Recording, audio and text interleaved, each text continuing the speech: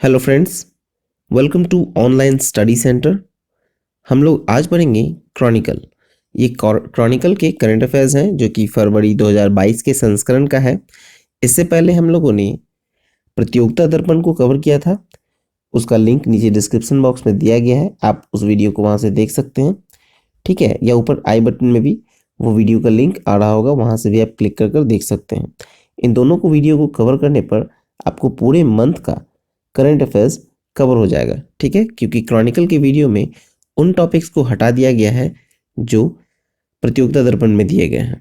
ठीक है, और प्रतियोगिता दर्पण के जो खेल कूद के टॉपिक जो बचे हुए थे, जो प्रतियोगिता दर्पण के वीडियो में नहीं था, उन सभी खेल कूद को इस वीडियो में ऐड कर दिया गया है। ठीक है, तो वीडियो को पूरा देखिएगा। तो चलिए शुरू करते हैं। तो चलिए, पहला टॉपिक है राष्ट्रीय घटनाक्रम।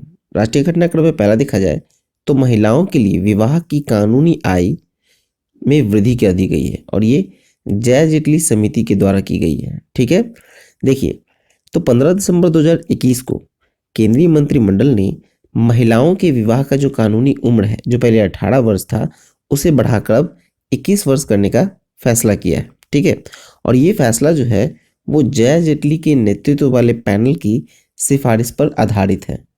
देखा जाए इसमें तो ये समिति जो है वो जून 2020 में महिला और बाल विकास मंत्रालय ने महिलाओं के पोषण, एनीमिया के व्यापकता, शिशु मृत्यु दर, मातृत्व मृत्यु दर और अन्य सामाजिक सूचकांक के मुद्दों के साथ विवाह की उम्र के बीच समीक्षा के लिए गठन किया गया था।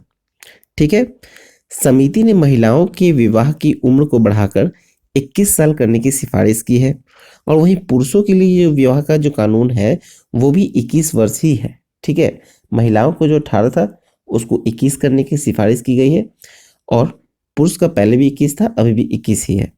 देखा जाए तो विवाह से संबंधित कुछ विभिन्न धर्मों के व्यक्तिगत अपने कानून भी हैं।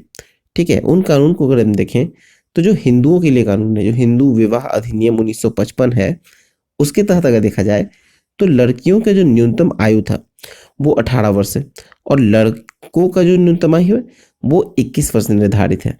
ये हिंदुओं के लिए। लेकिन इस्लाम में अगर कुछ देखा जाए तो इस्लाम में युवा अवस्था प्राप्त कर चुके नाबालिग के विवाह का भी उसमें वैध माना जाता है।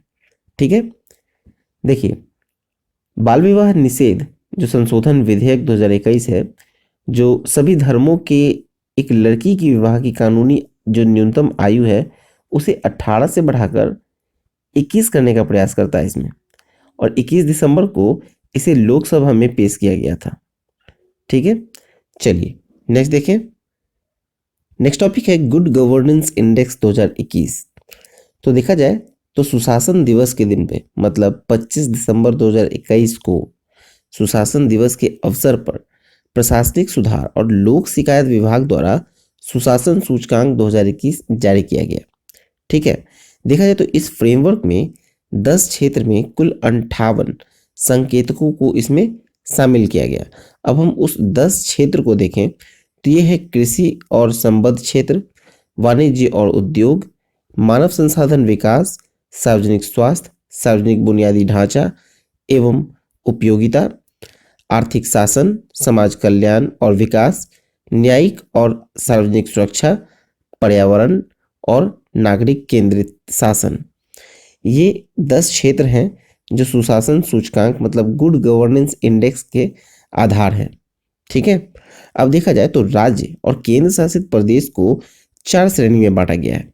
ये श्रेणी है पहला कि अन्य राज्य समूह में, तो देखा जाए पहला है अन्य राज्य समूह ए, दूसरा है अन्य राज्य समूह बी, फिर तीसरा है पूर्वोत्तर और पहाड़ी राज्य, और चौथा है केंद्र शासित प्रदेश। ठीक है, ये 4 वर्गों में बांटा गया है। तो देखिए, सूचकांक के अनुसार जो प्रथम 3 स्थान देखते हैं, जो ओवरऑल रैंकिंग में अगर प्रथम 3 स्थान देखें तो पहला है गुजरात का, दूसरा है महाराष्ट्र का और तीसरा है गोवा का। फिर दूसरा आपको आता है अन्य राज्य समूह बी। इसमें देखें तो राजस्थान जो न्यायिक और सार्वजनिक सुरक्षा, पर्यावरण और नागरिक केंद्रित शासन है। फिर आ गया आपको पूर्वोत्तर और पहाड़ी राज्य, तो इसमें आ गया पहला आपको मिजोरम, और दूसरा आ गया आपको जम्मू कश्मीर, और यहाँ पर जो स्पेस छूट गया। ठीक है, ये केंद्र शासित प्रदेश है, और केंद्र शासित प्रदेश में आएगा दिल्ली, यहाँ स्पेस दे दिया जाएगा पीडीएफ में। ठीक है, यह केंद्र शासित प्रदेश की जो कैटेगरी है चौथा, उसमें आ गया आपको दिल्ली गुड गवर्नेंस इंडेक्स में। चलिए नेक्स्ट देखें हम लोग। नेक्स्ट है चौथा राज्य स्वास्थ्य सूचकांक 2019-20। तो देखा जाए तो ये 27 दिसंबर को नीति आयोग के द्वारा केंद्रीय स्वास्थ्य मंत्रालय और विश्व बैंक के सहयोग से जारी किया गया। इसका शीर्षक है हेल्दी स्टेट्स प्रोग्रेसिव इंडिया। ठीक है, 3 व्यापक डोमेन है इसके। पहला है स्वास्थ्य परिणाम, शासन और सूचना, और प्रमुख इनपुट प्रक्रियाओं पर आधारित। अब देखा जाए इसमें तो जो समग्र सूची में मतलब ओवरऑल कैटेगरी में आपको देखें तो प्रथम स्थान पे आता है आपको केरल। ठीक है, राज्य का जो स्वास्थ्य सूचकांक में प्रथम स्थान पे आया केरल, और ये लगातार चौथी बार है। ठीक है, देखिए ये चौथा राज्य स्वास्थ्य सूचकांक है और इसमें लगातार केरल प्रथम स्थान पर रहा है चौथी बार भी। ठीक है, फिर समग्र प्रदर्शन में सबसे नीचे मतलब ओवरऑल रैंकिंग में जो सबसे नीचे देखें तो है दिल्ली और जम्मू कश्मीर केंद्र शासित प्रदेश। देखा जाए तो सबसे बड़े राज्य में जो प्रथम 3 स्थान है उसमें आता है आपको केरल, तमिलनाडु और तेलंगाना। ये बड़े राज्यों की कैटेगरी में प्रथम 3 स्थान है। फिर छोटे राज्य में सबसे अच्छा मिजोरम है और सबसे खराब नागालैंड है। ठीक है, छोटे राज्यों में सबसे अच्छा मिजोरम और सबसे खराब नागालैंड का प्रदर्शन रहा है। फिर केंद्र शासित प्रदेश में देखिए तो प्रथम स्थान पे आता है आपको दादर और नागर हवेली, और सबसे नीचे आता है दमन दीव। अब देखिए इनमें 19 बड़े राज्य हैं। इस पूरे कैटेगरी में 19 बड़े राज्य हैं, 8 छोटे राज्यों और 7 केंद्र शासित प्रदेश का सर्वेक्षण किया गया है इसमें। ठीक है, और इसमें एक चीज़ और है कि पर्याप्त डाटा के अनुपलब्धता के कारण इसमें पश्चिम बंगाल को और लद्दाख को शामिल नहीं किया गया है। ठीक है, वेस्ट बंगाल और लद्दाख इन दोनों को शामिल नहीं किया गया है। उत्तर प्रदेश की जो रैंकिंग है वो सबसे नीचे है।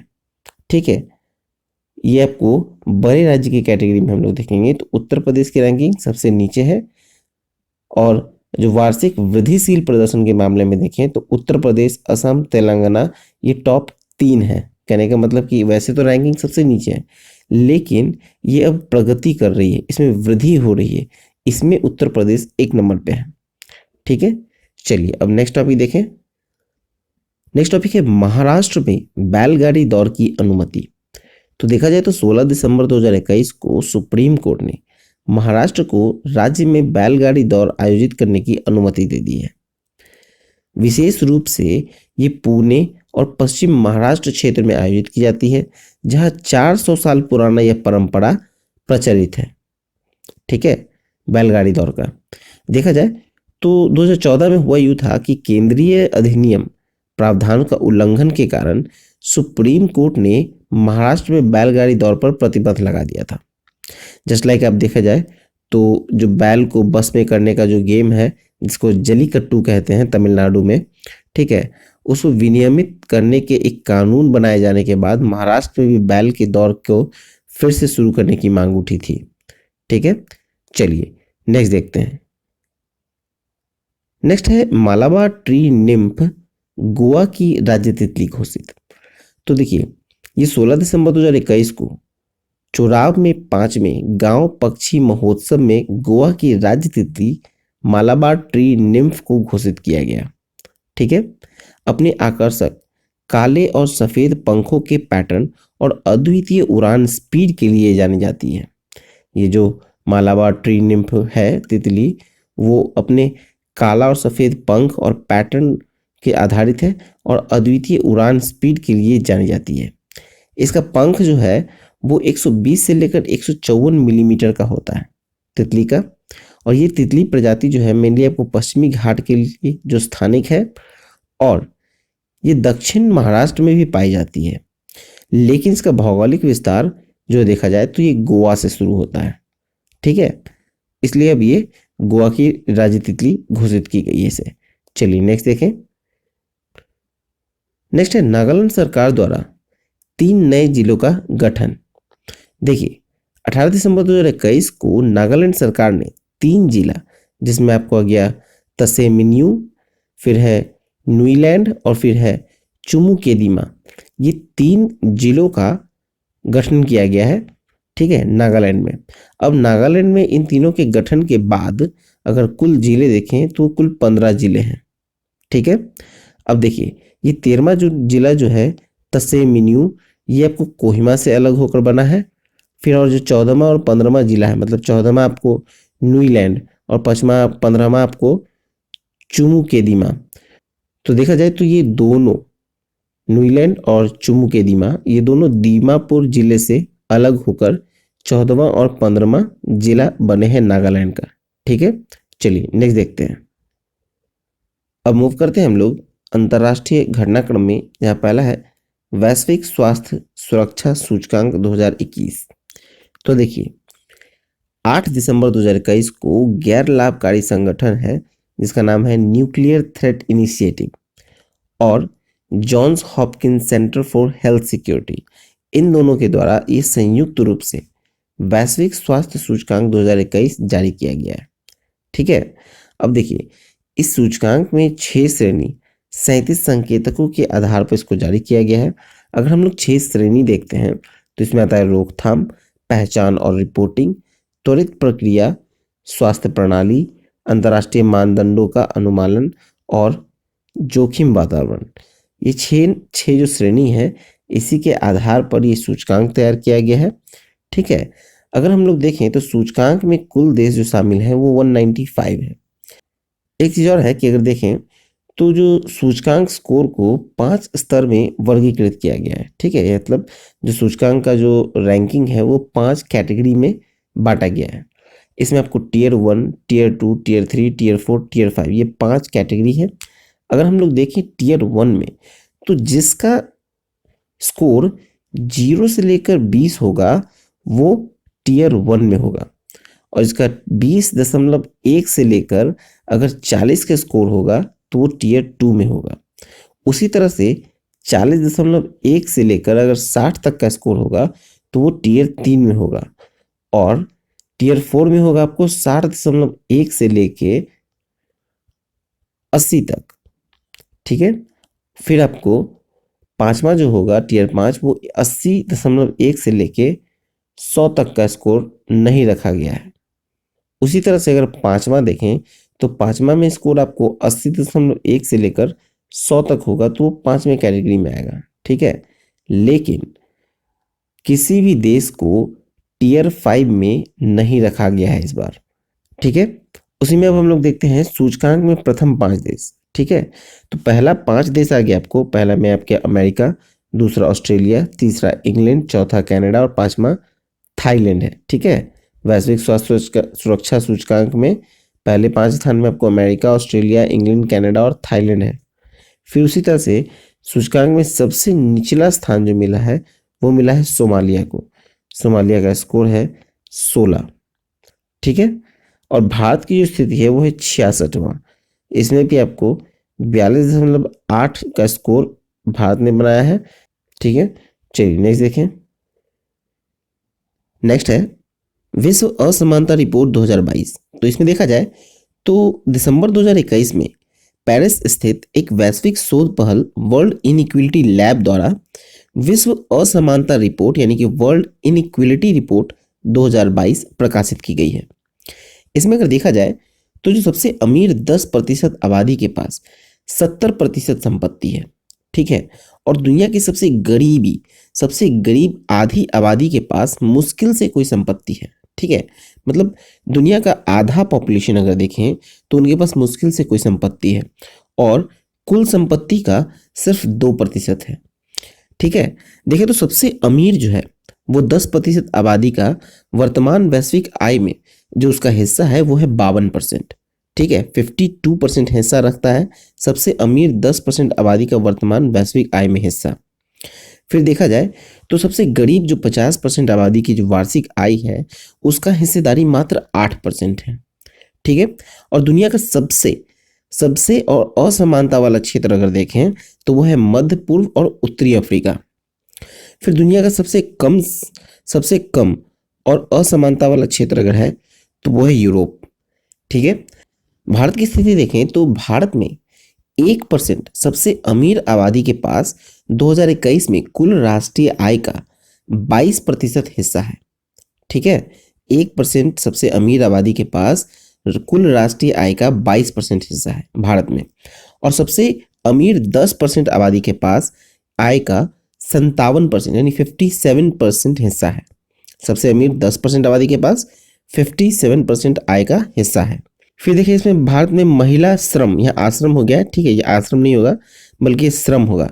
भारत में महिला श्रम जो है वो 18.3% है, एशिया के औसत का सबसे कम। फिर देखिए भारतीय वयस्क आबादी की राष्ट्रीय औसत आय जो है वो है 2,04,200 रुपये, ठीक है। फिर निचले स्तर की जो 50% आबादी की औसत राष्ट्रीय आय है वो है 53,610 रुपये। फिर सिर्फ 10% आबादी है जो 20 गुना अधिक अर्थात 11,66,520 रुपये उनके पास है आय का, ठीक है। चलिए नेक्स्ट देखें। नेक्स्ट है world wide cost of living index 2021। तो इसमें देखा जाए तो दिसंबर 2021 में इकोनॉमिस्ट इंटेलिजेंस यूनिट के द्वारा world wide cost of living index 2021 जारी किया गया। सूचकांक में कुल देश जो शामिल हैं वो है 173, ठीक है। और वस्तुओं और सेवाओं के लिए जो अमेरिकी डॉलर की कीमतों में तुलना करके इसे तैयार किया गया है, इस इंडेक्स को, ठीक है। इस इंडेक्स को कैसे तैयार किया गया है, तो वस्तुओं और सेवाओं के लिए जो अमेरिकी डॉलर की कीमत में तुलना किया गया है, ठीक है। इंडेक्स में कुल देश शामिल हो गए हैं 173, और प्रथम 5 स्थान देखते हैं हम लोग। तो पहला है आपको तेल अवीव, ये इजराइल का है और ये दुनिया का सबसे महंगा शहर बन गया है। फिर नेक्स्ट है आपको पेरिस और सिंगापुर, वो दोनों जो है शहर ये दूसरे स्थान पे है बराबरी पे। फिर तीसरा स्थान नहीं, चौथा स्थान जो है वो है ज्यूरिख का, ठीक है। और 5वां स्थान है हांगकांग का। और सबसे अंतिम स्थान पर अगर कोई है तो है दमिश्क, सीरिया का दमिश्क दुनिया का सबसे सस्ता शहर है। चलिए नेक्स्ट देखते हैं। अब देखते हैं न्यू डेवलपमेंट बैंक का चौथा नया सदस्य, न्यू डेवलपमेंट बैंक जिसे कहते हैं ब्रिक्स बैंक, ठीक है। ब्रिक्स में कौन कौन सी कंट्री हैं, तो ब्राजील, रसिया, इंडिया, चाइना और साउथ अफ्रीका, ठीक है। और 29 दिसंबर 2021 को ब्रिक्स का जो न्यू डेवलपमेंट बैंक का ये चौथा नया सदस्य के रूप में शामिल कौन हुआ है, तो वो हुआ है मिस्र। कुछ दिन पहले मतलब सितंबर 2021 में 3 देश शामिल हुए थे ब्रिक्स में, वो है आपको बांग्लादेश, यूएई और उरुग्वे। इन तीनों को जो ब्रिक्स के न्यू डेवलपमेंट बैंक में शामिल होने से बाद चौथा जो शामिल हुआ है वो है मिस्र, ठीक है। फिर देखते हैं ब्रिक्स न्यू डेवलपमेंट बैंक का जो उद्देश्य है वो है उभरती अर्थव्यवस्था में बुनियादी ढांचे और सतत विकास परियोजनाओं के लिए संसाधन जुटाना। और न्यू डेवलपमेंट बैंक में अब तक अपने सभी देशों के मतलब जो सदस्य देश हैं उसमें लगभग 80 परियोजनाओं को उन्होंने मंजूरी दी है, और जिसका कुल निवेश $30 बिलियन है, ठीक है। और न्यू डेवलपमेंट बैंक का जो मुख्यालय है वो शंघाई चीन में है, और इसका जो क्षेत्रीय कार्यालय है वो है दक्षिण अफ्रीका में जोहान्सबर्ग में, ब्राजील में है साओ पाउलो में, और रूस में है मॉस्को में। चलिए नेक्स्ट देखें। नेक्स्ट है Loewi institute of Asia power index 2021। देखा जाए तो ये दिसंबर 2021 में सिडनी स्थित लोवी इंस्टीट्यूट के द्वारा Loewi institute Asia power index 2021 report जारी की गई है। किसी देश की व्यापक शक्ति 8 विषयगत मानदंडों पर उसका भारित औसत होता है, ठीक है। और कौन कौन से हैं वो 8 विषयगत मापदंड, तो वो है कि आर्थिक क्षमता, सैन्य क्षमता, लचीलापन, भविष्य के संसाधन, आर्थिक संबंध, रक्षा नेटवर्क, राजनीतिक प्रभाव और सांस्कृतिक प्रभाव। ये 8 मापदंडों पर ये भारित है। फिर देखिए रिपोर्ट के अनुसार देखा जाए तो भारत एशिया का चौथा सबसे शक्तिशाली देश बन गया है, ठीक है। और भारत का जो स्कोर है वो है 37.7। ये 2020 की तुलना में 2 अंकों की इसमें गिरावट आई है, भारत का स्कोर 37.7। चलिए नेक्स्ट देखते हैं। नेक्स्ट है आर्थिक वाणिज्य परिदृश्य में हुरन ग्लोबल यूनिकॉर्न इंडेक्स 2021। तो इसमें देखा जाए तो ये 22 दिसंबर 2021 को हुरन रिसर्च इंस्टीट्यूट के द्वारा हुरन ग्लोबल यूनिकॉर्न इंडेक्स 2021 जारी किया गया, ठीक है। यूनिकॉर्न क्या होता है, पहले हम लोग ये समझे कि यूनिकॉर्न आखिर है क्या। तो ये से कहते हैं कि एक निजी स्टार्टअप कंपनी जिसका उद्यम मूल्य $1 बिलियन से ज्यादा होता है, ठीक है। उसे यूनिकॉर्न स्टार्टअप कहा जाता है। काउबॉय बेंच की स्थापना अगर देखें तो वो एलन ली ने, ठीक है, एलन ली ने 2013 में पहली बार यूनिकॉर्न शब्द गढ़ा था, मतलब शब्द दिया था। किसने दिया था? एलन ली ने। और सूचकांक के अनुसार देखा जाए तो प्रथम 3 देश, तो पहला पे आता है आपको अमेरिका, जिसका कुल यूनिकॉर्न की संख्या है 487, ठीक है, और सिर्फ पिछले वर्ष 254 यूनिकॉर्न इसने जोड़े हैं। फिर चीन दूसरे स्थान पे आता है, जिसका यूनिकॉर्न की संख्या है 301, 74 यूनिकॉर्न इस वर्ष जुड़ गए। और देखा जाए तो दुनिया का 74% यूनिकॉर्न जो है वो अमेरिका और चीन में ही है। इन दोनों को अगर मिला दिया जाए तो दुनिया के 74% यूनिकॉर्न इन दोनों कंट्री के मिलाकर है। और तीसरे स्थान पे आता है भारत, जो कि यूनिकॉर्न इसमें रिकॉर्ड की गई है 54, ठीक है, भारत के पास 54 यूनिकॉर्न है, जिसमें अगर देखा जाए तो एक वर्ष में ही 33 यूनिकॉर्न जोड़े गए हैं, ठीक है। चलिए इसमें आगे देखते हैं। आगे देखा जाए तो भारत की जो एडिटेक प्लेटफॉर्म है बायजूस, ठीक है, एजुकेशन प्लेटफॉर्म है जिसे एडिटेक कहते हैं, उसके बायजूस जो है वो शीर्ष पर है और ये 21 बिलियन डॉलर का उद्यम मूल्य है इसका। फिर भारत में जो दूसरे स्थान पे आता है वो एक मोबाइल विज्ञापन प्रौद्योगिकी प्लेटफॉर्म है जिसका नाम है इनमोबी। इनमोबी 12 बिलियन डॉलर उद्यम मूल्य है इसका। फिर देखा जाए तो दुनिया का सबसे मूल्यवान यूनिकॉर्न अगर कोई है तो वो है बाइट डांस। बाइट डांस जो है वो 350 बिलियन डॉलर का है। और दूसरे नंबर पे आता है आपको एंट ग्रुप, जिसका 150 मिलियन डॉलर है। फिर तीसरे स्थान पे आता है स्पेस एक्स, एलन मस्क की कंपनी है स्पेस एक्स, उसका है 100 बिलियन डॉलर। चलिए नेक्स्ट देखें। नेक्स्ट है बिना पन की बहु उत्पाद पाइपलाइन परियोजना। तो देखा जाए तो ये 28 दिसंबर 2021 को प्रधानमंत्री मोदी द्वारा बीना रिफाइनरी मध्य प्रदेश से पनकी कानपुर उत्तर प्रदेश में POL टर्मिनल तक बहु उत्पाद पाइपलाइन परियोजना को राष्ट्र को समर्पित किया गया, ठीक है। और इसमें हम लोग आगे देखें तो ये 356 किलोमीटर लंबी परियोजना होगी, जिसकी क्षमता जो होगी वो 3.45 मिलियन मीट्रिक टन प्रति वर्ष होगी, ठीक है। और इसका कुल लागत जो है वो है 1524 करोड़, जो कि उत्तर प्रदेश में आपको 1227 करोड़ है और मध्य प्रदेश में 297 करोड़, ठीक है। अब देखा जाए परियोजना जो है वो उत्तर प्रदेश के 5 जिलों में होगी और मध्य प्रदेश के 2 जिलों से गुजरेंगी। तो उत्तर प्रदेश के 5 जिला जो है वो है ललितपुर, झांसी, जालौन, कानपुर देहात और कानपुर नगर, ठीक है। और मध्य प्रदेश के जो जिले हैं वो है सागर और टीकमगढ़, ठीक है। चलिए अब नेक्स्ट देखें। नेक्स्ट टॉपिक है हिमाचल प्रदेश में जल विद्युत परियोजना। तो इसमें अगर देखा जाए तो ये 27 दिसंबर को प्रधानमंत्री नरेंद्र मोदी ने हिमाचल प्रदेश में 11,000 करोड़ रुपए से अधिक की जल विद्युत परियोजनाओं का उद्घाटन और शिलान्यास किया है, ठीक है। रेणुकाजी बांध परियोजना, ये सिरमौर जिले में यमुना की सहायक गिरी नदी पर 6,700 करोड़ रुपए की परियोजना है। 40 मेगावाट की स्थापित क्षमता वाला जो सतही बिजली घर होगा वो 200 मिलियन यूनिट ऊर्जा पैदा करेगा, ठीक है। फिर दूसरा है आपको धौला सिद्ध जल विद्युत परियोजना, ठीक है। और धौला सिद्ध जल विद्युत परियोजना जो है वो हमीरपुर और कांगड़ा जिले में ब्यास नदी पर 66 मेगावाट का धौला सिद्ध जल विद्युत परियोजना का निर्माण जो होगा उसमें 688 करोड़ रुपए की लागत आएगी, ठीक है। फिर नेक्स्ट आता है आपको लुहरी जल विद्युत परियोजना, ठीक है। हिमाचल प्रदेश में लुहरी जल विद्युत परियोजना जो है वो शिमला और कुल्लू जिलों में सतलज नदी पर 210 मेगावाट की ये परियोजना होगी और केंद्र और राज्य का एक संयुक्त उद्यम है ये, ठीक है, जिसे 1811 करोड़ रुपए की लागत से बनाया जाएगा। फिर नेक्स्ट आता है आपको सावरा कड्डू जल विद्युत परियोजना। ये जो है आपको शिमला जिले में पब्बर नदी पर 2081.6 करोड़ रुपए का परिव्यय आएगा और उसके साथ साथ 111 मेगावाट की इस परियोजना में सालाना 386 मिलियन मतलब 38.6 करोड़ यूनिट बिजली पैदा करेगी। चलिए नेक्स्ट देखें। नेक्स्ट आपको पेटीएम पेमेंट बैंक को मिला RBI से अनुसूचित बैंक का दर्जा। तो देखा जाए तो दिसंबर 2021 में भारतीय रिजर्व बैंक ने पेटीएम की जो सहयोगी इकाई है पेटीएम पेमेंट बैंक लिमिटेड, उसे अनुसूचित बैंक का दर्जा दिया है। अब देखा जाए तो इसे भारतीय रिजर्व बैंक अधिनियम 1934 की जो दूसरी अनुसूची में से शामिल किया गया है।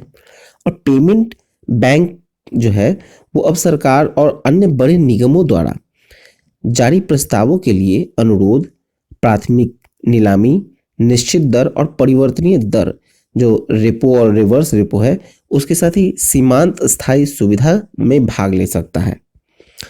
अब सरकार द्वारा संचालित वित्तीय समावेशन योजनाओं में भागीदारी के लिए भी ये पात्र होगा। कौन? तो पेटीएम पेमेंट बैंक लिमिटेड। ठीक है, चलिए अब नेक्स्ट देखते हैं हम लोग। अब मूव करते हैं हम लोग पुरस्कार सम्मान में, जहां पहला है रॉयल गोल्ड मेडल 2022। तो देखा जाए तो 10 दिसंबर 2021 को भारत के वास्तुविद जो है बालकृष्ण दोषी, उनको royal institute of British architect द्वारा यानी RIBA के द्वारा रॉयल गोल्ड मेडल 2022 से सम्मानित किया। और रॉयल गोल्ड मेडल जो है वो वास्तुकला की दुनिया का सर्वोच्च सम्मान है। ठीक है, जो दिया गया है बालकृष्ण दोषी को। चलिए नेक्स्ट देखें, तो नेक्स्ट है कि समुद्र में असाधारण वीरता के लिए जो IMO पुरस्कार दिया जाता है उसका 2021 का घोषणा हुआ है और ये 6 दिसंबर 2021 को इस पुरस्कार दिया गया है। अब देखा जाए इसमें तो परिषद ने भारतीय नौसेना, भारतीय तटरक्षक और टगबोट ओशन ब्लिस के मास्टर और चालक दल के सदस्यों को MT न्यू डायमंड के बचाव अभियान को अंजाम देते समय असाधारण और साहसी प्रयास के लिए समुद्र में असाधारण वीरता के लिए IMO पुरस्कार 2021 से सम्मानित किया गया।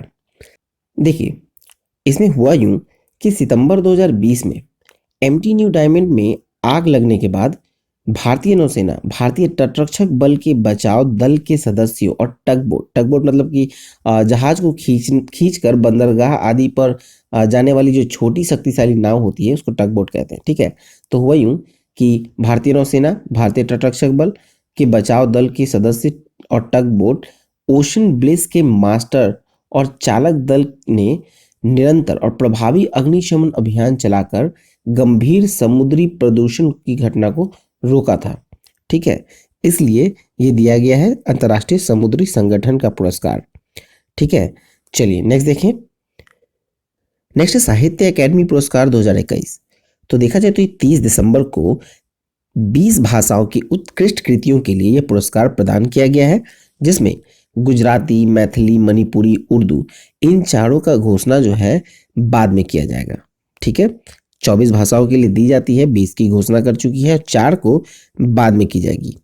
अब हम लोग देखें तो संविधान में 8वीं अनुसूची में जो है वो कुल 22 भाषा है।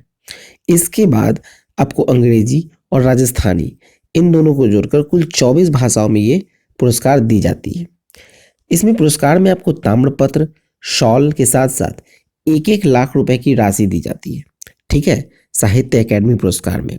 अब इसमें हम लोग मेन अगर महत्वपूर्ण देखें तो हिंदी में आपको दिया गया है सम्राट अशोक, एक नाट्य रचना है उसे, और जिसके लेखक हैं दया प्रकाश सिन्हा। फिर आपको अंग्रेजी में देखें तो ये दिया गया है थिंग्स टू लिव बिहाइंड, ये एक उपन्यास है और इसके लेखक हैं नमिता गोखले। ठीक है, इसी तरह से ये पूरा लिस्ट आपको दिया जाएगा। ठीक है, PDF में दे दिया गया है, आप PDF डाउनलोड कर सकते हैं, लिंक डिस्क्रिप्शन में भी दिया गया है, वेबसाइट से डाउनलोड कर लीजिएगा। चलिए इसमें आगे देखें। नेक्स्ट है साहित्य अकादमी युवा पुरस्कार 2021। तो ये देखा जाए तो 30 दिसंबर 2021 को युवा पुरस्कार 22 भाषाओं के साहित्यकारों को चुना गया। राजस्थानी भाषा के लिए यह पुरस्कार इस वर्ष किसी को नहीं दिया गया है। तमिल के लिए यह पुरस्कार की घोषणा बाद में की जाएगी। और हिंदी भाषा के लिए जो दिया गया है वो हिमांशु वाजपेयी को दिया गया है, जिसकी कहानी संग्रह है किस्सा लखनऊ के अवामी किस्से के लिए। अब देखें तो अंग्रेजी भाषा में दिया गया है मेघा मजुमदार को, इसकी उपन्यास का नाम है अ बर्निंग। पुरस्कार में दिया जाता है एक ताम्रपत्र के साथ साथ 50,000 रुपए की राशि। फिर नेक्स्ट देखें हम लोग तो साहित्य अकादमी बाल साहित्य पुरस्कार 2021। इसको देखें तो ये 30 दिसंबर 2021 को बाल साहित्य पुरस्कार 22 भाषाओं के साहित्यकारों को दिया गया है और गुजराती, पंजाबी भाषा के लिए पुरस्कार इस वर्ष नहीं दिया गया है। फिर हिंदी भाषा में दिया गया है देवेंद्र मेवाड़ी को, हिंदी भाषा के लिए देवेंद्र मेवाड़ी को। रचना है इसकी नाटक नाटक में विज्ञान। पुरस्कार दिया गया है ताम्रपत्र के साथ साथ 50-50 हजार रुपए की राशि। चलिए नेक्स्ट देखें। अब मूव करते हैं हम लोग विविध की ओर। विविध में पहला है पैनिक्स, पैनिक्स 2021। तो देखा जाए तो 20 से 22 दिसंबर 2021 को बिम्स्टेक, जिसे कहते हैं बहु क्षेत्रीय तकनीकी और आर्थिक सहयोग के लिए बंगाल की खाड़ी पहल के सदस्यों देशों के द्वारा बहुपक्षीय और बहु एजेंसी अभ्यास है, जिसका नाम है पैनिक्स 21। इसे पुणे में संपन्न किया गया। इस अभ्यास में मानवीय सहायता और आपदा राहत जो है उसे केंद्रित किया गया था, मतलब मुख्य उद्देश्य था मानवीय राहत और आपदा राहत। फिर देखा जाए तो बिम्स्टेक में भारत के अलावा बांग्लादेश, भूटान, म्यांमार, नेपाल, श्रीलंका और थाईलैंड ये शामिल थे। ठीक है, अब देखा जाए नेक्स्ट है एक्वेरियन अभ्यास। एक्वेरियन अभ्यास जो है वो आपको 6 से 19 दिसंबर 2021 को हुआ भारत और मालदीव के बीच, और ये एक सैन्य अभ्यास है। ठीक है, सैन्य अभ्यास था जिसका नाम है एक्वेरियन, और ये 11वां संस्करण है जो कि मालदीव के करदू द्वीप में आयोजित किया गया। ठीक है, चलिए नेक्स्ट देखें। अब हम लोग देखते हैं नियुक्ति में। तो नियुक्ति में पहला है कि आईएमएफ के फर्स्ट डिप्टी मैनेजिंग डायरेक्टर के रूप में पदोन्नत कौन किए गए। तो ये किया गया है गीता गोपीनाथ को। ठीक है, इसमें और भी है नियुक्ति जो कि हम प्रतियोगिता दर्पण के वीडियो में कवर कर चुके हैं, तो उसको जरूर देखिएगा, और पीडीएफ में दोनों को ऐड कर दिया गया है। ठीक है, पीडीएफ डाउनलोड करने का लिंक डिस्क्रिप्शन में है। चलिए नेक्स्ट देखें। नेक्स्ट है निधन। निधन में पहला है आपको शारदा मेनन। शारदा मेनन जो है वो एक पद्म भूषण से सम्मानित है और भारत की पहली महिला मनोचिकित्सक थी, जिनका निधन हो गया चेन्नई में 98 वर्ष की आयु में। फिर नेक्स्ट है आपको न्यायमूर्ति गिरीश ठाकुरलाल नानावती। नानावती जो है वो 2002 के गोधरा दंगों और 1984 सिख विरोधी दंगों की जांच करने वाले सुप्रीम कोर्ट के पूर्व न्यायाधीश न्यायमूर्ति जो है वो गिरीश ठाकुरलाल नानावती, इनका निधन हो गया है और ये 86 वर्ष की आयु में इनका निधन हो गया है। फिर नेक्स्ट आता है आपको कोनितेजी रोसैया। ये आंध्र प्रदेश के पूर्व मुख्यमंत्री थे जिनका 88 वर्ष की आयु में निधन हो गया। फिर नेक्स्ट देखें तो नेक्स्ट है सिरिवेनेला सीताराम शास्त्री। ये तेलुगु फिल्म गीतकार पद्मश्री पुरस्कार से सम्मानित सिरिवेनेला सीताराम शास्त्री का फेफड़ों के कैंसर के कारण निधन हो गया और ये 66 वर्ष की आयु में ही इनका निधन हो गया। चलिए नेक्स्ट देखें। अब मूव करते हैं बुक्स की ओर, मतलब पुस्तकें। तो पुस्तकें में पहला है आपको Barkat, the inspiration and the story behind one of world's largest food drives, feed India. तो ये है इसके लेखक विकास खन्ना। फिर नेक्स्ट है the bachelor dad, my journey to fatherhood and more. इसके लेखक हैं तुषार कपूर। फिर नेक्स्ट है Raj Kapoor, the master at work. इसके लेखक हैं राहुल रवेल और प्राणिका शर्मा। फिर नेक्स्ट है आपको pure evil, the bad man of Bollywood. इसके लेखक हैं बालाजी बिट्टल। फिर नेक्स्ट है आपको rebels against the Raj, western fighters for India's freedom. इसके लेखक हैं रामचंद्र गुहा। चलिए नेक्स्ट देखें। चलिए अब देखते हैं हम लोग खेलकूद। खेलकूद शुरू करने से पहले मैं बता दूं कि प्रतियोगिता दर्पण के वीडियो में खेलकूद को ऐड नहीं किया गया था, उन सभी टॉपिक को इस वीडियो में कवर कर लिया गया है। ठीक है, इसलिए प्रतियोगिता दर्पण का कोई भी टॉपिक आपको मिस नहीं हुआ होगा। आप खेलकूद देख लीजिएगा, सब कवर हो जाएगा। तो देखा जाए तो पहला है विश्व बैडमिंटन चैंपियनशिप 2021। तो इसमें हम लोग देखें तो ये 12 से 19 दिसंबर को हुआ है। कहाँ? तो स्पेन के हुएल्वा में। फिर श्रीकांत किदम्बी जो कि विश्व बैडमिंटन चैंपियनशिप में रजत पदक जीतने वाले पहले भारतीय पुरुष खिलाड़ी हैं। ठीक है, चलिए देखते हैं पुरुष एकल में। तो स्वर्ण पदक जो जीते हैं वो है लोह किन ये सिंगापुर के हैं, और रजत पदक भारत के श्रीकांत किदम्बी ने जीता है। ठीक है, और महिला एकल में देखा जाए तो ये जीते हैं अकाने यामागुची जो कि जापान के हैं, ये स्वर्ण पदक जीती हैं, और रजत पदक ताई तजिउ जिंग, ये चीनी ताइपे के हैं।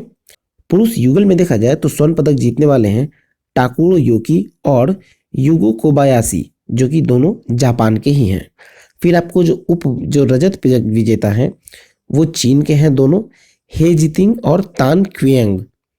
फिर नेक्स्ट है आपको महिला युगल। महिला युगल में दोनों जीतने वाले जो हैं वो चीन के हैं, चेन क्विंग चेन और जिया यिफान। फिर आपको हार्डी जो जो रजत पदक विजेता है, रजत पदक विजेता है आपको थाईलैंड के ली सोही और सिन सियांग चान। मिश्रित युगल में देखा जाए तो देचापोल पुआनकुराहो व सेप्सिरी ताइरान ताचाई, जो कि दोनों थाईलैंड के हैं, ठीक है, इन दोनों ने जीता है स्वर्ण पदक। और जापान के यूता बतानाबे और आरसी हिगसिना, इन दोनों ने जीता है रजत पदक। चलिए नेक्स्ट देखें। नेक्स्ट है विश्व मुक्केबाजी चैंपियनशिप 2021। तो ये देखें तो नवंबर 2021 में सर्बिया में बेलग्रेड में संपन्न हुआ है विश्व मुक्केबाजी चैंपियनशिप, और इसमें पहला स्थान है आपको क्यूबा को। क्यूबा जो है वो 5 पदक विजेता है, 3 स्वर्ण और 2 कांस्य। फिर दूसरे स्थान पे है कजाकिस्तान, 5 पदक, 2 स्वर्ण, 2 रजत और 1 कांस्य के साथ। अमेरिका तीसरे स्थान पे है 4 पदक के साथ, 2 स्वर्ण और 2 रजत। फिर 17वां स्थान पर है भारत। भारत के लिए केवल 1 कांस्य पदक जीत सका है, वो है आकाश कुमार, बैंक्वेट वर्ग में जीता है, ठीक है। चलिए नेक्स्ट है फिडे विश्व रैपिड शतरंज चैंपियनशिप 2021। ये जो हुआ है 26 से 28 दिसंबर 2021 को फिडे की वर्ष 2021 की जो विश्व रैपिड चैंपियनशिप का आयोजन हुआ है वो पोलैंड के वारसा में हुआ है, ठीक है। और पुरुष वर्ग में विजेता जो है वो है नोडिरबेक अब्दुस्तरोवो, ये उज्बेकिस्तान के हैं। और महिला वर्ग में जो विजेता है वो है अलेक्जेंड्रा कॉन्स्टेंटिनोवा, ये रूस के हैं। फिर पुरुष वर्ग में भारत के डी गुकेश 9वें स्थान पर रहे हैं, और महिला वर्ग में भारत के कैनुडू हम्पी 6ठा स्थान प्राप्त कर सकी है, ठीक है। चलिए नेक्स्ट देखें। नेक्स्ट है विश्व शतरंज चैंपियनशिप 2021। तो ये दिसंबर 2021 में विश्व शतरंज चैंपियनशिप संपन्न हुआ संयुक्त अरब अमीरात के दुबई में। फिर इसके में जो विजेता है वो है मैग्नस कार्लसन, जो कि नॉर्वे के हैं, और ये मैग्नस कार्लसन का लगातार 5वां विश्व खिताब जीता है, और इनाम की राशि इन्हें मिली है 12 लाख यूरो। फिर नेक्स्ट है आपको विजय हजारे ट्रॉफी 2021-22। तो ये 26 दिसंबर को समाप्त हुआ, 8 दिसंबर से 26 दिसंबर तक चला। नेक्स्ट है विजय हजारे ट्रॉफी 2021-22। तो देखा जाए तो ये 8 से 26 दिसंबर को विजय हजारे ट्रॉफी संपन्न हुआ है, और फाइनल में जो विजेता रहे हैं वो है हिमाचल प्रदेश। 11 रनों से फाइनल जीत सके हैं हिमाचल प्रदेश, और उप विजेता है तमिलनाडु। चलिए नेक्स्ट देखें। नेक्स्ट है भारत न्यूजीलैंड श्रृंखला 2021। तो ये नवंबर दिसंबर 2021 में न्यूजीलैंड की क्रिकेट टीम भारत के दौरे पर आई। 3 मैचों की T20 सीरीज में भारत जो है वो 3-0 से जीता है, और 2 टेस्ट मैचों की सीरीज भारत ने 1-0 से जीत लिया। मैन ऑफ द सीरीज रहा रविचंद्रन अश्विन, और टेस्ट मैच में एक इनिंग में किसी टीम ने 10 खिलाड़ी को आउट करने वाला जो तीसरा खिलाड़ी बना है वो है एजाज पटेल न्यूजीलैंड का। फिर नेक्स्ट है पाकिस्तान वेस्ट इंडीज श्रृंखला 2021। इसमें देखा जाए तो 3 T20 मैचों की श्रृंखला हुई, और इसमें पाकिस्तान जो है वो विजेता रहा 3-0 से, ठीक है। और जब ओडीआई सीरीज स्टार्ट होने वाला था तो वेस्ट इंडीज टीम के सदस्य और सहायक स्टाफ में से 9 सदस्य कोरोना पॉजिटिव पाए गए, जिस कारण से श्रृंखला को स्थगित कर दिया गया, ठीक है। और देखा जाए तो अब फिर से ये डिसाइड हुआ है कि इस श्रृंखला को कंप्लीट किया जाएगा, ओडीआई श्रृंखला को, जो कि जून 2022 में प्रस्तावित है दोनों बोर्डों के द्वारा, ठीक है। चलिए अब नेक्स्ट देखें। नेक्स्ट है महिलाओं की सीनियर राष्ट्रीय फुटबॉल चैंपियनशिप 2021-22। तो देखिए ये 28 नवंबर से 9 दिसंबर तक चला, और ये महिलाओं का 26वां सीनियर राष्ट्रीय फुटबॉल चैंपियनशिप का आयोजन जो है वो केरल में हुआ है। फाइनल में जो विजेता रहे वो है मणिपुर 2-1 से, और ये 21वीं बार। उप विजेता है रेलवे, ठीक है।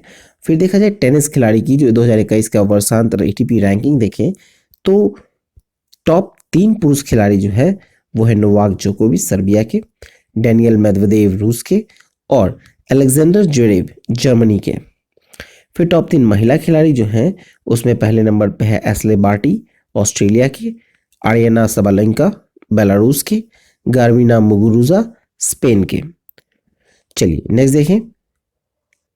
नेक्स्ट हम लोग देखते हैं फीफा रैंकिंग दिसंबर 2021। ठीक है, फीफा जो फुटबॉल का है, ठीक है, दिसंबर 2021 के अंत में जो फीफा का रैंकिंग है उसमें पहले 10 स्थान अगर हम लोग देखें पुरुष और महिला दोनों टीम को, तो पुरुष में पहले स्थान पे है आपको बेल्जियम, दूसरे स्थान पे है ब्राजील, तीसरे स्थान पे फ्रांस, चौथे स्थान पे इंग्लैंड और पांचवें स्थान पे अर्जेंटीना। उसी तरह महिला में देखें तो पहले स्थान पे है अमेरिका, दूसरे पे स्वीडन, तीसरे पे जर्मनी, चौथे पे फ्रांस और पांचवें पे नीदरलैंड। ठीक है, चलिए अब इसमें अगर भारत का स्थान देखें तो भारतीय फुटबॉल टीम जो पुरुष में है उनकी रैंकिंग है 104 और एक वर्ष पूर्व मतलब दिसंबर 2020 में ये रैंकिंग थी 108, अभी 104 पे। चलिए नेक्स्ट देखें। नेक्स्ट है कि पुरुषों की सीनियर राष्ट्रीय हॉकी चैंपियनशिप 2021। तो इसे देखा जाए तो ये 11 से 21 दिसंबर 2021 को पुणे में संपन्न हुआ। ठीक है, विजेता रहा पंजाब और 2-1 से पंजाब ने जीत हासिल की है। उप विजेता है उत्तर प्रदेश। ठीक है, फिर नेक्स्ट देखें तो महिला की एशियाई हॉकी चैंपियनशिप ट्रॉफी 2021 ये जो है 5 से 11 दिसंबर को दक्षिण कोरिया में ढोंगी में संपन्न हुआ है। ठीक है, और इसके विजेता है जापान, उप विजेता दक्षिण कोरिया और टूर्नामेंट में जो सर्वाधिक 5 गोल करने वाले हैं वो है गुरजीत कौर भारत के। चलिए नेक्स्ट देखें। नेक्स्ट है पुरुषों का जूनियर विश्व कप 2021। तो देखिए 24 नवंबर से 5 दिसंबर को अंतर्राष्ट्रीय हॉकी महासंघ का पुरुषों का 12वां जूनियर विश्व कप हॉकी टूर्नामेंट भारत में भुवनेश्वर में संपन्न हुआ। ठीक है, कुल देशों ने भाग लिया वो है 16 देश। अर्जेंटीना जो है वो विजेता रही और उप विजेता रही जर्मनी। फिर टूर्नामेंट का जो सर्वश्रेष्ठ खिलाड़ी है वो फ्रांस के हैं थिमोटी क्लेमेंट और सर्वश्रेष्ठ गोलकीपर का पुरस्कार मिला है जर्मनी के एंटन ब्रेकमैन को और फेयर प्ले अवार्ड ट्रॉफी मिला है चिली को। पुरुषों की जो जूनियर विश्व कप हॉकी टूर्नामेंट का जो आगामी आयोजन होगा वो होगा 2023 में मलेशिया के कुआलालंपुर में। ठीक है, चलिए अब नेक्स्ट टॉपिक देखें। नेक्स्ट है पुरुषों की एशियाई हॉकी चैंपियनशिप ट्रॉफी 2021। तो ये जो है वो 14 से 22 दिसंबर 2021 को पुरुषों की 6ठी एशियाई हॉकी चैंपियनशिप जो है ये टूर्नामेंट का आयोजन हुआ बांग्लादेश में। भारत सहित कुल 5 टीमों ने इसमें शामिल था, जिसमें फाइनल का जो विजेता है वो है दक्षिण कोरिया 4-2 से और उप विजेता Japan. Player of the tournament चुना गया है केंता तनाका को जो कि जापान के हैं और सर्वश्रेष्ठ गोलकीपर का पुरस्कार मिला है सूरज करकेरा को जो कि भारत के हैं। सर्वाधिक गोल जांग जुंग ह्यून ने किया है, 10 गोल किया है इन्होंने। अब देखा जाए डेविस कप 2020-21 में विजेता है रूस। ठीक है, 5 दिसंबर को संपन्न हुआ था। डेविस कप टेनिस चैंपियनशिप है और रूस जो है वो 2-0 से जीत गया। फिर इसकी उप विजेता रहे क्रोएशिया। चलिए नेक्स्ट देखिए। नेक्स्ट है विश्व टेबल टेनिस चैंपियनशिप 2021। तो ये 2021 का जो विश्व टेबल टेनिस चैंपियनशिप है वो 23 से 29 नवंबर को संपन्न हुआ है। कहाँ? तो ये हुआ है अमेरिका के ह्यूस्टन में। इसमें जो पुरुष एकल में स्वर्ण पदक विजेता हैं वो है फान जेंग डान चीन के और रजत विजेता है ट्रूल्स मोरेगार्ड स्वीडन के। ये पुरुष एकल में थे। ठीक है, स्वर्ण पदक विजेता और रजत पदक विजेता। फिर महिला एकल में स्वर्ण पदक विजेता है चीन की वांग मान्यू और रजत पदक विजेता है चीन की ही सुन यिंगसा। पुरुष युगल में देखें तो स्वर्ण पदक जीते हैं माटियास फाल्क और क्रिस्टियन कार्लसन ने, दोनों स्वीडन के हैं, और रजत पदक जांग वू जिन व लिम जोंग हुन, दोनों दक्षिण कोरिया के हैं। फिर महिला युगल में देखें स्वर्ण पदक तो ये है सुन यिंग शा और वांग मन्यू, दोनों चीन के, और रजत पदक विजेता है मीमा ईटो व हिना हयातो, दोनों जापान के हैं। मिश्रित युगल में अगर देखें तो स्वर्ण पदक विजेता है वांग चुकिन और सुन यिंग शा, दोनों चीन के, और रजत पदक विजेता है टोमोकाजु हरिमोतो और हिना हयाता दोनों जापान के हैं। चलिए नेक्स्ट देखें। नेक्स्ट है राष्ट्रमंडल भारोत्तोलन चैंपियनशिप 2021। तो ये देखा जाए तो 7 से 17 दिसंबर को हुआ, उज्बेकिस्तान में ताशकंद में संपन्न हुआ है, जिसमें भारत ने कुल पदक जीता है 16, 4 स्वर्ण, 7 रजत और 5 कांस्य। स्वर्ण पदक जो 4 हैं उसमें अगर देखें तो पुरुष में 3 लोग हैं, जेरेमी लालरी न्यूग्रांग 67 किलोग्राम में, अंचित सिवली 73 किलोग्राम में, अजय सिंह 81 किलोग्राम में। फिर अगर महिला में देखें तो यह पूर्णिमा पांडे 87 किलोग्राम में। भारोत्तोलन चैंपियनशिप 2021 में स्वर्ण पदक विजेता भारत के 4। अब रजत पदक देखें तो ये 7 हैं, पुरुष में 2 हैं, गुरु राजा 61 किलोग्राम में और लवप्रीत सिंह 109 किलोग्राम में। फिर नेक्स्ट आपको महिला में देखें तो झिली दाल बेहरा ये है 49 किलोग्राम में, एस बिंदिया रानी देवी 55 किलोग्राम में, हजारिका पॉपी 59 किलोग्राम में, हरजिंदर कौर 71 किलोग्राम में, पूनम यादव 76 किलोग्राम में। ठीक है, फिर अब देखते हैं हम लोग कांस्य पदक। तो कांस्य पदक में 5 हैं, पुरुष में 2 और महिला में 3। ठीक है, पुरुष में जो 2 हैं वो है विकास ठाकुर 96 किलोग्राम में, गुरदीप सिंह 109 किलोग्राम में, कांस्य पदक विजेता। और महिला में देखा जाए तो लाल छान हिमी 71 किलोग्राम में, आर आरोकिया आलिश 76 किलोग्राम में और अनुराधा पावनू राज 87 किलोग्राम में। चलिए नेक्स्ट देखें। नेक्स्ट है चर्चित खेल व्यक्तित्व। तो देखा जाए तो पहला है हरभजन सिंह। हरभजन सिंह ने अंतर्राष्ट्रीय टेस्ट क्रिकेट में जो हैट्रिक लेने वाले पहले भारतीय गेंदबाज थे। ये ऑफ स्पिनर गेंदबाज थे और इन्होंने क्रिकेट के सभी प्रारूप से 24 दिसंबर 2021 को संन्यास की घोषणा कर दी है। ठीक है, इन्होंने अपने करियर में 103 टेस्ट मैच में 417 विकेट लिए, 236 एक दिवसीय मैच में 269 विकेट लिए और 28 टी20 मैच में 25 विकेट लिए हैं। फिर नेक्स्ट है आपको क्विंटन डिकॉक। क्विंटन डिकॉक ने 30 दिसंबर 2021 को, जो कि दक्षिण अफ्रीका के विकेटकीपर बल्लेबाज हैं, उन्होंने तत्काल प्रभाव से टेस्ट क्रिकेट से संन्यास की घोषणा कर दी है, लेकिन सीमित ओवर के जो प्रारूप हैं खेल वो जारी रखेंगे। फिर नेक्स्ट है आपको आरिफ खान। आरिफ खान 4 फरवरी 2022 से होने वाले जो बीजिंग ओलंपिक हैं उसमें जम्मू कश्मीर के अल्पाइन स्कीयर आरिफ मोहम्मद खान 2 अलग अलग स्पर्धाओं में क्वालिफाई किए हैं और ये 2 अलग अलग स्पर्धाओं में क्वालिफाई करने वाले पहले भारतीय एथलीट बन गए। ठीक है, 2 स्पर्धा अगर देखा जाए तो है अल्पाइन स्कीइंग स्लैलम और जायंट स्लैलम। ठीक है, चलिए नेक्स्ट देखें। अब मूव करेंगे हम लोग दिवस की ओर, जिसमें पहला है 1 दिसंबर। 1 दिसंबर को मनाया गया विश्व एड्स दिवस, जिसका थीम और विषय में अगर देखें तो ये था असमानताओं को समाप्त करें, एड्स को खत्म करें, महामारी को समाप्त करें। ठीक है, अगर इंग्लिश में कहें तो end of inequalities, end of AIDS और एंड ऑफ पैंडेमिक। ठीक है, फिर नेक्स्ट है 2 दिसंबर। 2 दिसंबर को मनाया गया अंतर्राष्ट्रीय दास्ता उन्मूलन दिवस। 3 दिसंबर को मनाया गया है अंतर्राष्ट्रीय दिव्यांगजन दिवस, जिसके थीम है leadership and participation of persons with disabilities towards an inclusive, accessible and sustainable post covid world. फिर नेक्स्ट है 5 दिसंबर। 5 दिसंबर को मनाया गया है भारतीय नौसेना दिवस। 5 दिसंबर को एक और है विश्व मृदा दिवस, जिसका थीम है मृदा लवणीकरण को रोकें, मृदा उत्पादकता को बढ़ावा दें।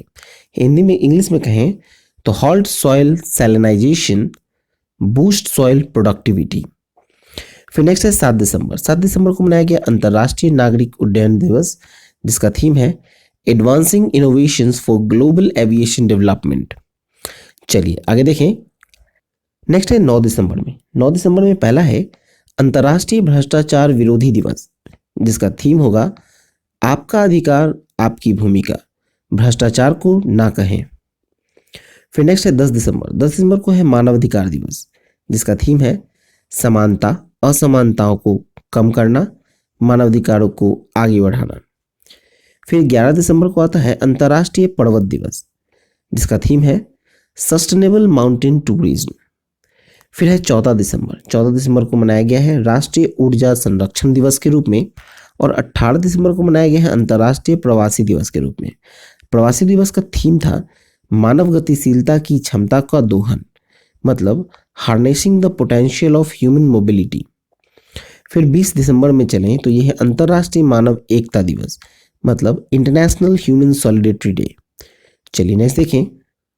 फिर आते हैं 23 दिसंबर में। 23 दिसंबर पहला है राष्ट्रीय किसान दिवस। 23 दिसंबर को हम लोग मनाते हैं राष्ट्रीय किसान दिवस के रूप में, और 24 दिसंबर को राष्ट्रीय उपभोक्ता दिवस, मतलब नेशनल कंज्यूमर डे। फिर 25 दिसंबर को आ गया सुशासन दिवस। सुशासन दिवस आपको मनाया जाता है अटल बिहारी वाजपेयी के जन्म दिवस पर। फिर आता है 27 दिसंबर। 27 दिसंबर को मनाया गया महामारी की तैयारी का अंतर्राष्ट्रीय दिवस। ठीक है, चलिए नेक्स्ट देखें। तो चलिए ये वीडियो यहाँ पर समाप्त हुआ। वीडियो अच्छा लगा हो तो प्लीज़ लाइक करना और शेयर करना ना भूलें। सब्सक्राइब नहीं किया हो तो सब्सक्राइब कर लें, नोटिफिकेशन बेल को प्रेस कर दें, और टेलीग्राम चैनल का लिंक डिस्क्रिप्शन बॉक्स में है, उस पर जाकर टेलीग्राम चैनल को ज्वाइन कर लें, क्योंकि पीडीएफ का लिंक आपको डिस्क्रिप्शन में तो दिया ही गया है, प्लस आपको टेलीग्राम पे भी दे दिया गया है। ठीक है, सभी महत्वपूर्ण इंपॉर्टेंट जो है वो टेलीग्राम पर दे दिए जाते हैं, तो आप टेलीग्राम को जरूर ज्वाइन करिएगा। और आप विजिट कीजिए हमारे onlinestudycenter.in वेबसाइट लॉन्च हो गई है। ठीक है, चलिए मिलते हैं अगले वीडियो में, तब तक के लिए ऑल द बेस्ट।